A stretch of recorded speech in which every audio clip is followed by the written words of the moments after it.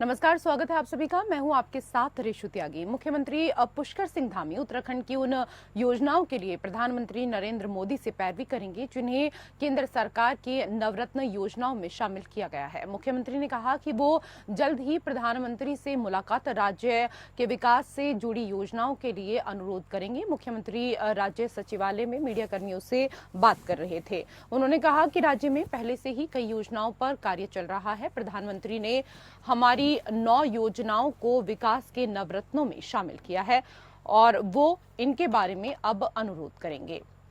मुख्यमंत्री ने कहा कि देहरादून से कई नए हवाई जो सेवाएं हैं वो शुरू होनी है। इसके साथ ही अंतर्राष्ट्रीय उड़ानों के लिए कई औपचारिकताएं भी होनी है। इस बारे में भी वो बात करेंगे। पंतनगर का हवाई अड्डा अंतर्राष्ट्रीय स्तर का बनाया जाना है। इसके लिए राज्य सरकार के स्तर पर सभी औपचारिकताएं पूरी हो चुकी हैं। पिथौरागढ़ और चिन्यालीसोड़ हवाई पट्टी भी शुरू होनी है। तो सूबे के मुख्यमंत्री जल्द ही मुलाकात करेंगे इस विषय को लेकर प्रधानमंत्री से।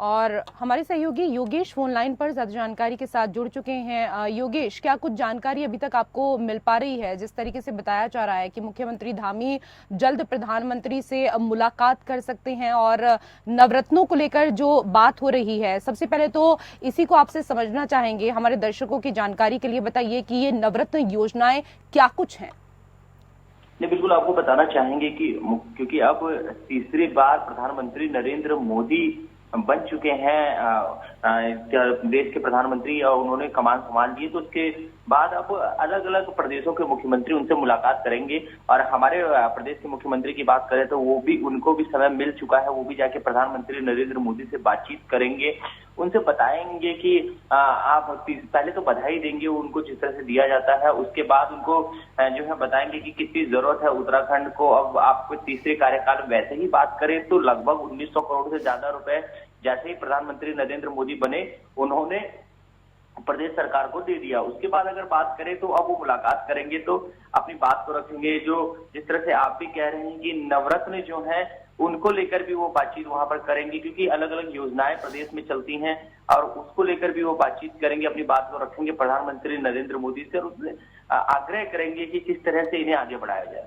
बिल्कुल, क्योंकि इस बार जनता ने भरपूर सहयोग दिया है और 5 जो सीटें हैं वो एक बार फिर बीजेपी अपने खाते में लेकर आई है। और ऐसे में कहीं ना कहीं इन बातों को लेकर जिक्र करते हुए नजर आ सकते हैं सूबे के मुख्यमंत्री और प्रधानमंत्री से तमाम मुद्दों को लेकर मुलाकात कर सकते हैं, नवरत्न योजनाओं को लेकर भी पैरवी कर सकते हैं। योगेश, आप बने रहिए हमारे साथ, कुछ और खबरों पर हम आपसे जानकारी लेंगे। महान संत बाबा नीम करोली महाराज के धाम कैंची में मंदिर के स्थापना दिवस पर भव्य मेले का आयोजन होता है। इस दौरान लाखों की संख्या में भक्त बाबा के दर्शन करने के लिए पहुंचते हैं, पुण्य लाभ अर्जित करते हैं और भंडारे का प्रसाद ग्रहण करते हैं। आपको बता दें कि पूजा अर्चना के बाद मंदिर के कपाट भक्तों के लिए खोले गए हैं। रात भर से ही दूर दराज से आने वाले भक्तों की लंबी लंबी लाइनें शुरू हो गई थी लगनी और हर कोई बाबा नीम करोली महाराज के दर्शनों के लिए आतुर नजर आ रहा था। दर्शन कर पुण्य का भागी हर कोई बनना चाहता था। गौरतलब है कि उत्तराखंड सरकार ने मानस खंड योजना के तहत कैंची धाम को प्रमुख धार्मिक स्थलों की श्रेणी में शामिल किया है, जिसके चलते यहां मान्यताओं के अनुरूप बड़ी संख्या में साल भर भक्तों का तांता लगा रहता है। ऐसे में जिला और पुलिस प्रशासन की तरफ से भक्तों की सुविधा को लेकर काफी इस बार अच्छे इंतजाम किए गए हैं। जगह जगह पर फोर्स लगाई गई है। मंदिर समिति के मुताबिक हर वर्ष भक्तों की संख्या में बढ़ोतरी हो रही है और इस वर्ष भी करीब 1.5 लाख भक्तों के आने का अनुमान लगाया जा रहा है। कैंची धाम पहुंचे बाबा नीम करोली महाराज के पुत्र डॉक्टर धनंजय शर्मा ने कहा कि बाबा जी का चमत्कार है कि वो भव्य अनुष्ठान की स्वयं कमान संभाल लेते हैं और उनकी ही कृपा है कि बड़ी सुगमता पूर्वक मेला संपन्न हो जाता है। वहीं एसएसपी प्रहलाद सिंह मीणा ने कहा कि मेला सफल तरीके से चल रहा है और भक्तों को किसी भी तरह की कोई दिक्कत ना हो, इसको लेकर तमाम सावधानियां बरती जा रही हैं। तो तस्वीरें आप देख रहे हैं कैंची धाम की तस्वीरें, जहां पर भक्तों की जो संख्या है वो लगातार बढ़ती ही जा रही है। 5 जून को कैंची में भव्य मेला लगता है और बाबा नीब करोली महाराज ने ही इस मंदिर की स्थापना की थी। कैंची धाम में लगने वाले 15 जून के मेले में बाबा के भक्तों का तांता लग जाता है और कैंची धाम की स्थापना क्योंकि स्वयं बाबा ने की थी, तो बाबा नीब करोली महाराज को हनुमान जी का अवतार भी कहा जाता है। और ऐसे में बड़ी संख्या में जो श्रद्धालु हैं वो कैंची धाम पहुंचते हैं।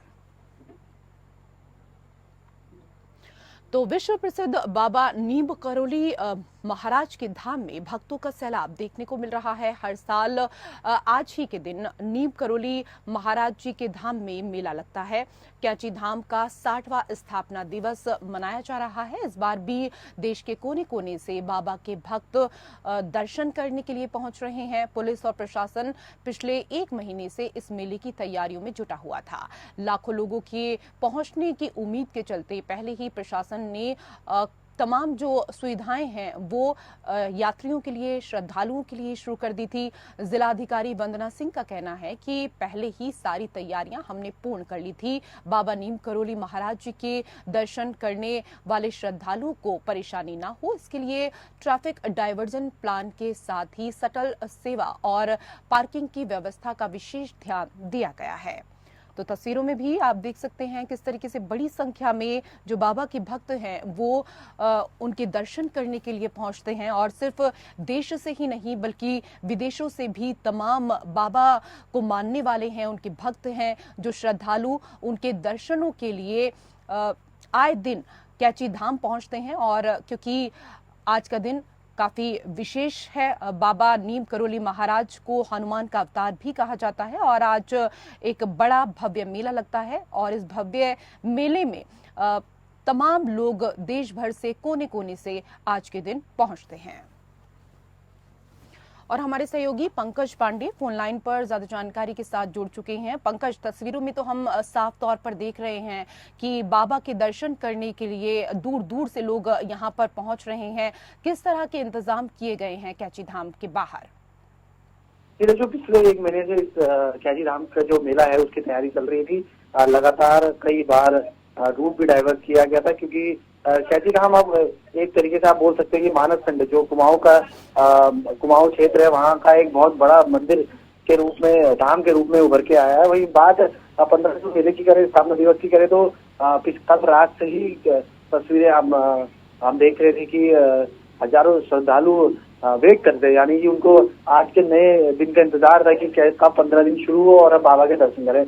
वहीं कुछ ऐसे भी यात्री थे जो दूसरे शहर से आए थे और रात को रोड पे ही, सड़क पर ही सो के उन्होंने अपनी पूरी रात बिताई है। उसके बाद आज उन्होंने बाबा के दर्शन करे। वहीं अभी भी जो पुलिस का रूट डाइवर्जन किया गया था वो लागू है। और इस जो 1 महीने पहले से जो तैयारी की थी उसके चलते जो अमूमन जाम की स्थिति है, अन्य समस्याएं पैदा होती है, वो इस बार नहीं हुई। बिल्कुल, देश भर से तो भक्तों का तांता लगता ही है पंकज, क्योंकि अगर बात करें विदेशों की तो विदेशों में भी बाबा को चाहने वाले तमाम श्रद्धालु हैं जो बड़ी आस्था के साथ उनकी पूजा करते हैं, आराधना करते हैं। चाहे यहाँ पर बात एप्पल के संस्थापक स्टीव जॉब्स की हो या फिर फेसबुक के संस्थापक मार्क जुकरबर्ग, तमाम लोग ऐसे हैं जो बाबा के इस धाम में आते हैं, उनके आगे शीश झुकाते हैं। इस बार अगर यहाँ पर संख्या देखें तो देश से तो तमाम श्रद्धालु पहुंच ही रहे हैं, क्या विदेशों से भी जो भक्त हैं उनका तांता आप देख पा रहे हैं? जी बिल्कुल, आपने बात करी मार्क जुकरबर्ग की, आपने बात करी स्टीव जॉब्स की। जी सबसे ज्यादा जो लोगों का कहना है, जो स्थानीय लोग हैं उनका मानना ये है कि नवंबर 2022 से पहले विराट कोहली पहुंचे थे और उनके आने के बाद कुछ जो संख्या है वो ज्यादा बढ़ी है, क्योंकि विराट कोहली खुद एक स्टार है, भारत में लाखों लोग उन्हें फॉलो करते हैं। उसके बाद से कैंची धाम में अचानक एक भीड़ सी लगने लगी और वही हाल आज भी है। आपने बात करी विदेशी भक्तों की, यहाँ बिल्कुल हर साल की तरह इस बार में विदेशी भक्त दिखाई दे रहे हैं और उनको भी लगता है कि कहीं ना कहीं ये जगह आस्था के रूप में, ध्यान के रूप में और आध्यात्मिक के रूप में एक नया नाम है, वो भी इसको महसूस करना चाहते हैं। बिल्कुल, तमाम भारतीय चाहे क्रिकेटर्स की बात करें, अभिनेताओं की बात करें या राजनेताओं की बात करें, शायद ही कोई दिन ऐसा जाता होगा पंकज की कैची धाम में कोई ऐसा बड़ा सितारा दर्शन करने के लिए नहीं पहुंचता हो। और क्योंकि 60वां स्थापना दिवस है और 60वां स्थापना दिवस धूमधाम के साथ मनाया जा रहा है, तो सुबह से क्या क्या इस दौरान हुआ, किस तरीके से आराधना हुई, क्या कुछ कार्यक्रम इस दौरान रखे गए हैं, वो भी आपसे जानना चाहेंगे। जी, जैसे कि मंगलवार की जो विशेष आरती होती है वो रोज ही होती है और उसको लेके काफी उत्साह हर बार लोगों में देखना पड़ता है। जो 7 बजे शुरू होती है 7:30 और 8 बजे तक चलती है, उसको लेके उत्साह था और भीड़ काफी थी। वहीं सेवक जो मंदिर परिसर में और धाम के परिसर में सेवा करते हैं वो भी कल रात से ही जुट गए थे। और जिस तरीके से गर्मी जो तापमान लगातार बढ़ रहा है उस वजह से लोगों को दिक्कतें ना हो उस तरीके की सेवाएं दी जा रही हैं। और लोग भी काफी उत्साहित हैं क्योंकि इस दिन का इंतजार हर किसी को था कि स्थापना दिवस के दिन वो वहां पहुंचे, बाबा के दर्शन करें और आशीर्वाद दें। जी, बहुत बहुत धन्यवाद तमाम जानकारी के लिए पंकज पांडे।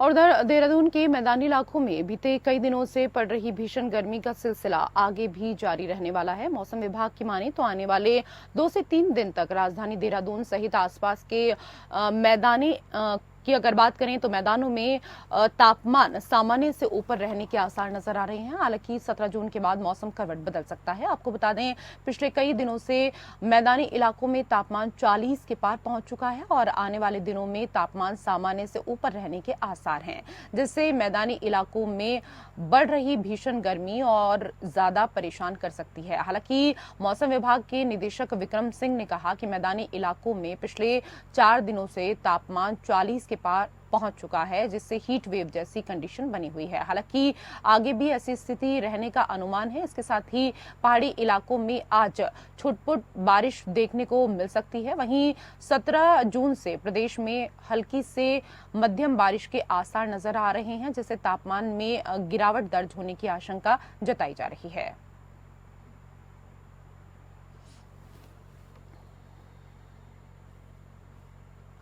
और हमारे सहयोगी योगेश फोन लाइन पर ज्यादा जानकारी के साथ जुड़ चुके हैं। योगेश, कहीं गर्मी और ज्यादा बढ़ेगी तो कहीं थोड़ी राहत गर्मी से मिल सकती है। आने वाले समय में उत्तराखंड का मिजाज कुछ ऐसा ही देखने को मिल सकता है।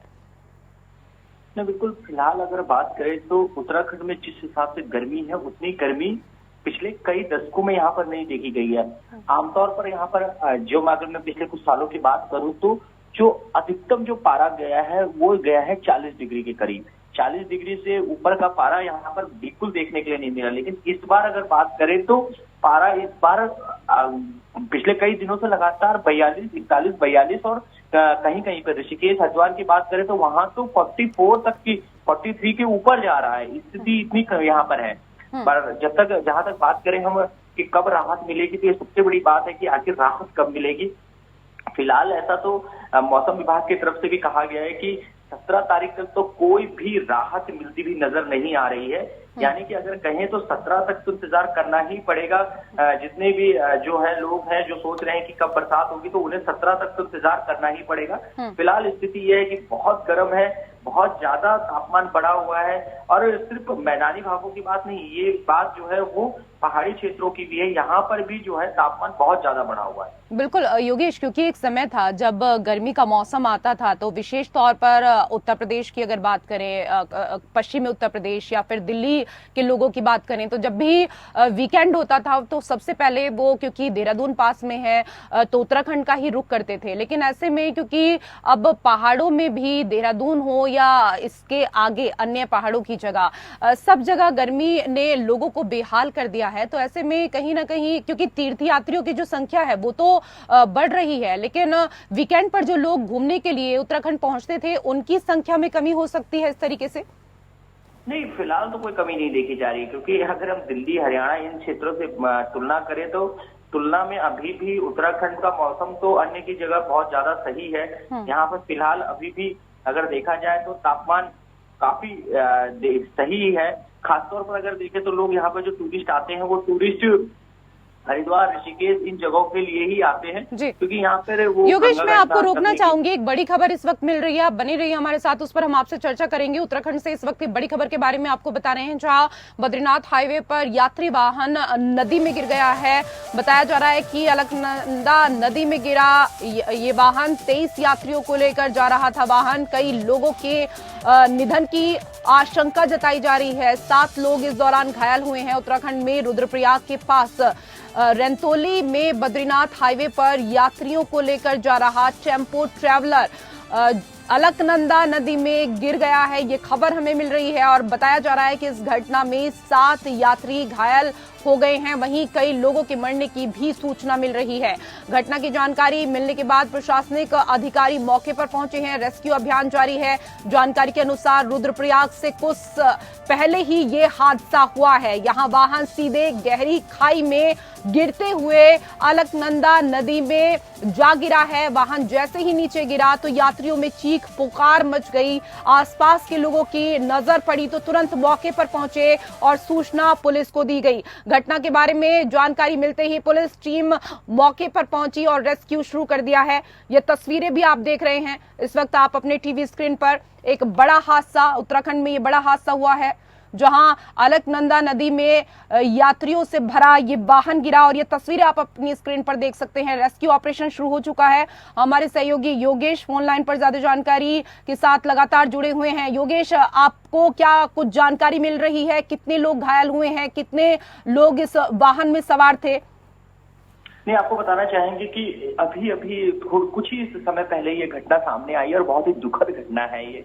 जैसे ही सामने आई तो वहां पर अगर सबके जो है सब सोचने लगे हैं कि आखिर ये हुआ कैसे है, क्योंकि देखा जाता है कि जब हम उस हाईवे की बात करें तो पहले की तुलना में काफी सुरक्षित अब वो हाईवे हो चुका है, चौड़ी सड़कें हैं।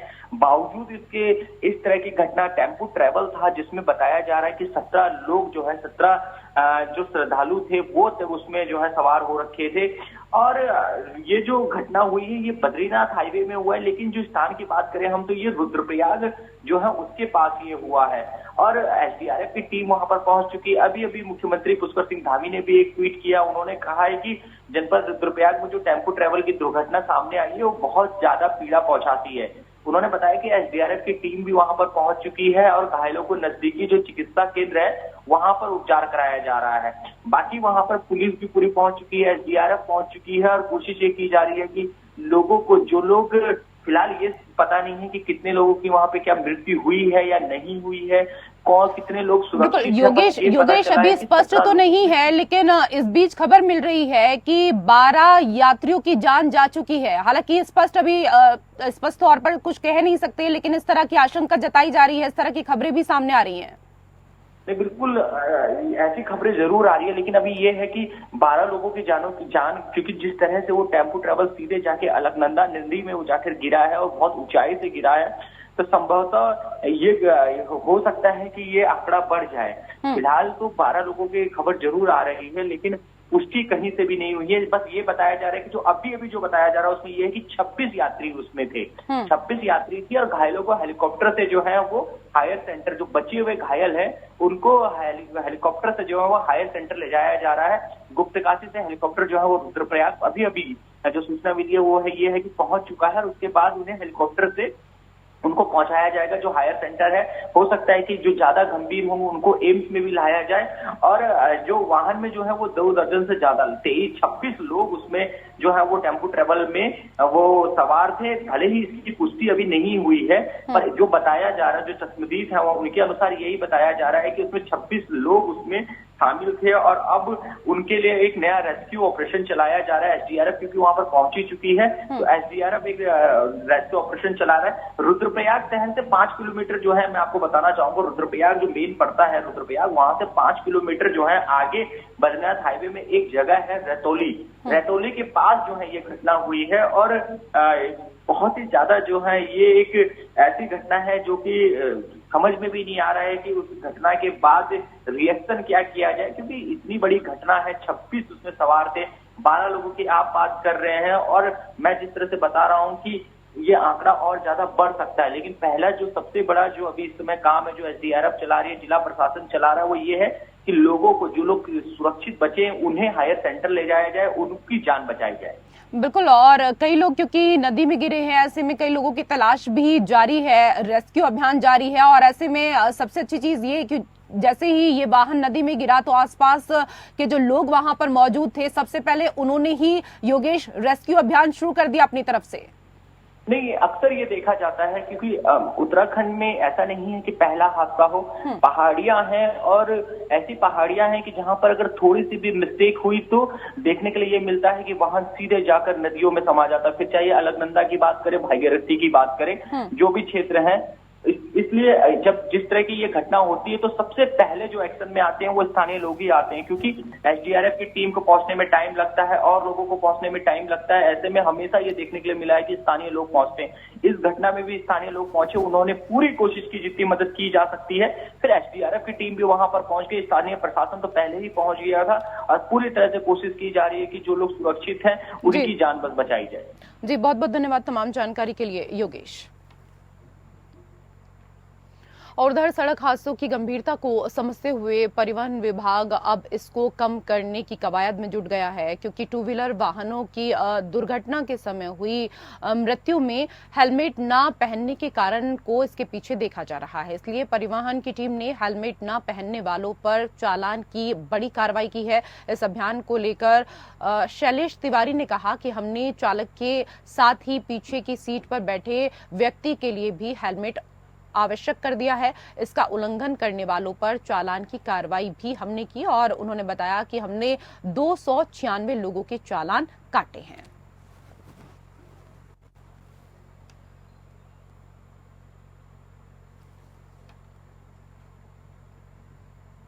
फिलहाल उत्तराखंड की खबरों में मेरे साथ इतना ही। नमस्कार।